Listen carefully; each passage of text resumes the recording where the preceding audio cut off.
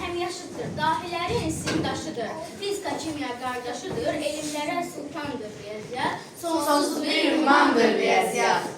Himaydarı ilahidir, həm yazılı, həm şifahidir. Məntiq onun silahıdır, teorik oksifondur riyaziyyat. Sonsuz bir ünvandır riyaziyyat.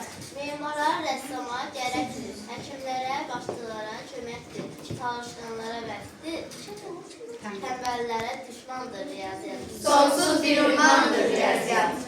Adi olmaq kəsirdir o, qarışıq kəsirdir o, alınmaz bir kəsirdir o, əbədi qalandır riyaziyyat. Sonsuz bir ünvandır riyaziyyat. Həm mənfidir, həm də müsbət, həm hərfidir, həm də nisbət. Həm böləndir, həm də qismət, cəm və toplanandır riyaziyyat. Sonsuz bir ünvandır riyaziyyat. Fagor Fales babasıdır, Arximed Evklit atasıdır, İlhan Sofiya anasıdır, evlatları Haos, Eylər, Xəyyandır.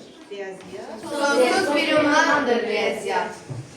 Piramida, konus kürə, nöqtə, düzxət, dairə, parça, bıçaq və çevrə, həm bölən mediandır riyaziyyat. Sonsuz bir ünvandır riyaziyyat. Müxtəsərdir, eynilikdir, bərabərsizlik dənlikdir, sanma quru düzənlikdir, cəngəllik təyormandır riyaziyyat. Sonsuz bir ünvandır riyaziyyat. Qüvvət olsun yenə bucaq, loqaritmdir riyaziyyat. Törəmə və ya integral, öyrənsən çox asandır riyaziyyat. Sonsuz bir ünvandır riyaziyyat. X dəyişən cəmiyyətdir, 0 nə mənfi, nə müsbətdir, tənasüb bərabər nisbətdir, tərəfi kəm bölən riyaziyyat. Sonsuz bir ünvandır riyaziyyat.